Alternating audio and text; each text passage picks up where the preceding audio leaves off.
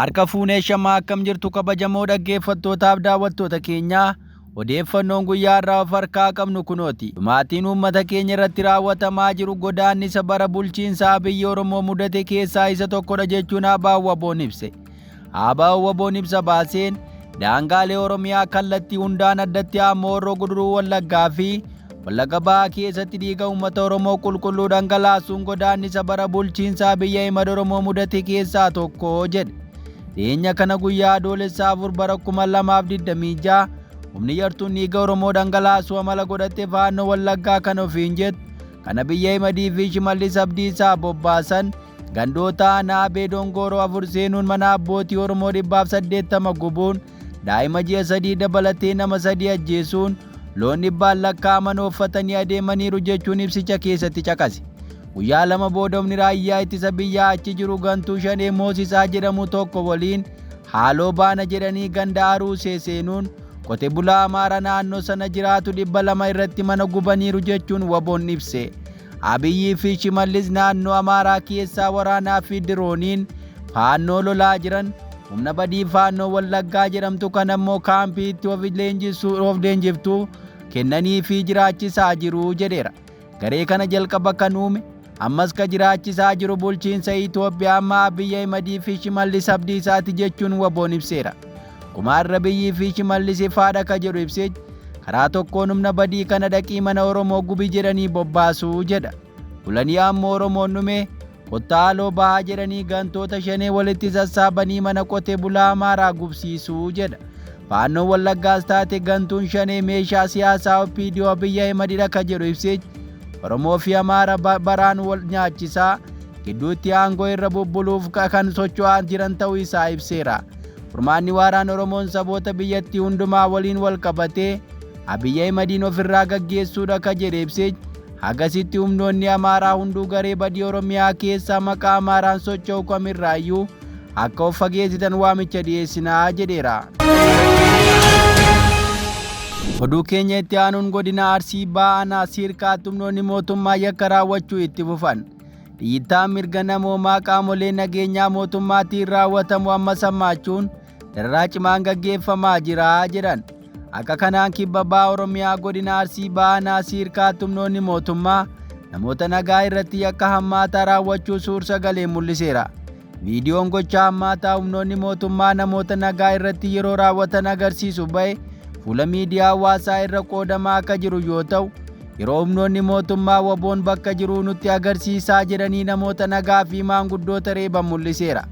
Gochi wal fakkaataan waggoota 7 darbe goleelee Oromiyaa mara keessatti raawwatamaa akka ture yoo ta'u dararaa akkasiin cinatti rasaasa itti roobsuun illee lubbuu namoota nagaa galaafachaa turuun kan yaadatamu.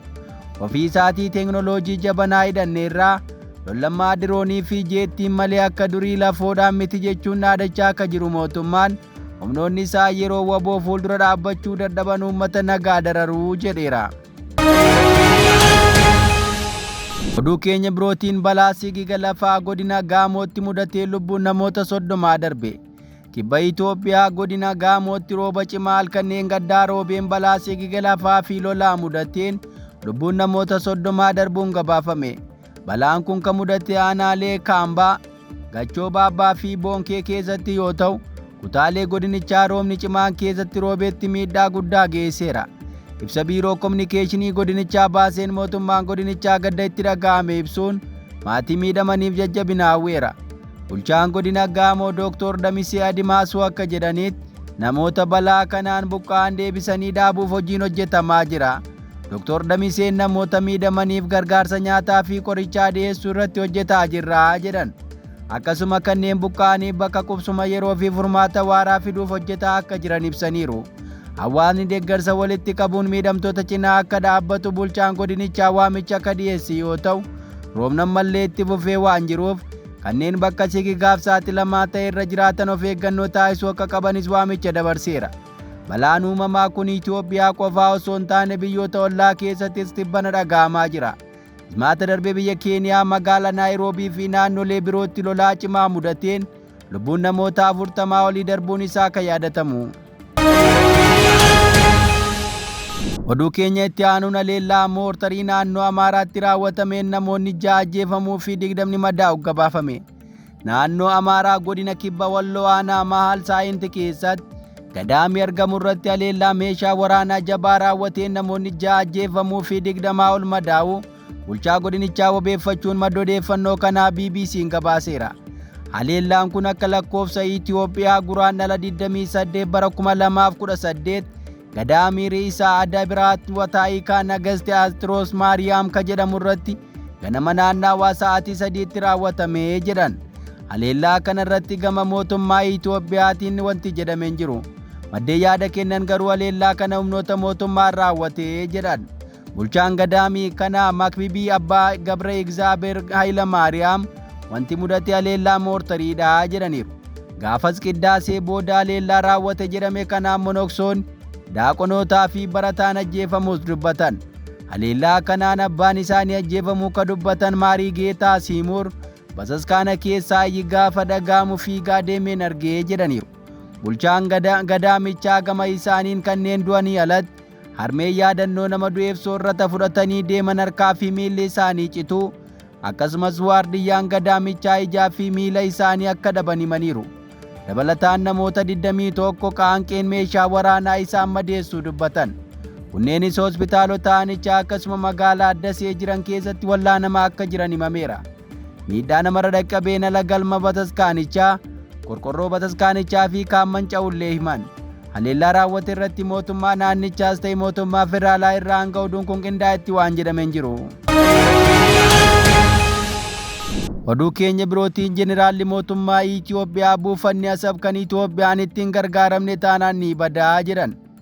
Dhimma galaanaa dhimma jiraachuu fi jiraachuu dhabuuti ka jedhan qondaalli waraanaa mootummaa Itoophiyaa amantaa fi ilaalcha siyaasaa tokko malee tokkummaan deebisuu qabna jechuun waamicha dhiyeessaniiru. Biyyoota hinaaftota tokko malee biyyoonni ollaa keenyaa hunduu ulaan galaanaa akka nu barbaachisu hubataniiru ka jedhan Meejer Jeneraal Tashoomee Gammachuuti. Biyyoonni hinaaftonni kun garuu eenyu akka ta'an ifatti hin ibsine. Jeneraalichi Asabiyyoo Itoophiyaan ittiin fayyadamne ni badaa jedhan. Jeneraal Tashoomee Gammachuu kana ka dubbatan Simpooziyemii dhimma ulaa galaanaa fi buufata doonii ilaalchisee godambaa Aduwaa ka birbirsa Goorootti argamutti yeroo haasaa taasisanitti. Ulaan galaanaa kennanii fudhachuu osoo hin taane karaa bilisaayyuu nuuf kennamuu qaba ture garuu hinaaftotaan horkamne jechuun dabaluun dubbataniiru. Asab jalqabumayyuu diizaayiniin isaa gaafa hojjetame Itoophiyaa akka tajaajilu godhameetu jechuun ka dubbatan qondaalli waraanaa buleessi kun gaalonni Eertiraa akka dhuganiin mitii jedhaniiru. Kunutuu kanaan jiru Jeneraalli Kabiraanaa immoo dhaloonni amma jiru ulaa galaanaa deebisuu waan qabuuf bakka jirutti ofaa qopheessu jechuun waamicha waraanaa taasisaniiru.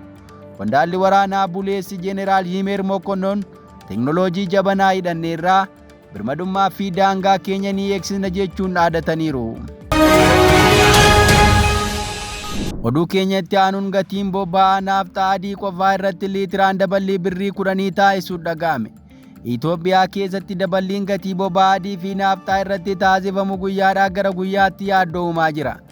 Akka kanaan gatiin boba'aa naaftaa adii qofaa irratti liitiraan daballiin birrii 10 yoo godhamu birrii 139.84 yoo seenu beenzila irrattis daballiin birrii 3 taasifamuun liitiraan birrii 132.18 ta'eera. Baatii bitootessaa bara 2018 akka lakkoofsa Itoophiyaatti gatii oomishaalee boba'aa qinxaaboo irratti daballiin taasifamu buufataaleen boba'aa wabeeffachuun gabaasuun kan yaadatamu. Ministeerri daldalaa fi walitti hidhamiinsa naannawaa gatii boba'aa ilaalchisuun bitootessa 1 bara 2018 akka lakkoofsa Itoophiyaa sa'aatii 8 irraa eegaluun gatii boba'aa qinxaaboo irratti daballii taasisuu xalayyaatti mul'ise. Haaluma kanaan akkaataa xalayichi ibsetti naaftaa adii birrii 139.84, beenzila birrii 132.18, keeroosinii birrii 146.14, naaftaa gurraacha salphaa birrii 137.03, naaftaa gurraacha ulfaataa birrii 133.45, boba'aa xiyyaaraa birrii 145.23 ta'uu isaa ibsameera. Hanga ammaatti daballiin ministeerichaa irraa ifatti waa'ee daballiiwwan kanaa ilaalchisuun ibsi ga'aan kennameen jiru. Oduu keenyatti aanuun kaaba Oromiyaa godina Wallootti hidhattoonni faannoo namoota 2 ajjeesuutti himame. hidhattoonni finxaaleeyyii faannoo ilmaan Oromoo ajjeesuu fi raarsuu itti fufuudhaan naannoo Oromiyaa kaaba Wallootti miidhaa geessuu isaanii himame. Hidhattoonni kunneen tibbana lixa Oromiyaa godina Horroo Guduruu Wallaggaa aanaa Abee Dongoroo keessatti namoota hedduu ajjeesuu fi madeessuu isaanii gabaafamaa tureera. Haala wal fakkaatuun ammas immoo kaaba Oromiyaa godina Wallootti konkolaataa magaalaa Kamiseetti galaa jiru dhaabsisuun namoota 2 ajjeesuu isaanii maddeen odeeffannoo himaniiru. Kanneen ajjeefaman kunneenis Muyee Ibraahimii fi Arbiyyee Aliyyii Arbiyyee ka jedhaman ta'uu isaa gabaasichi ibseera. Hidhattoonni finxaaleeyyii faannoo kun yeroo baay'ee waqtii soomaa eeggachuudhaan godina Walloo aanaalee garaa garaa keessatti bifa adda addaan haleellaa taasisuu jedhame.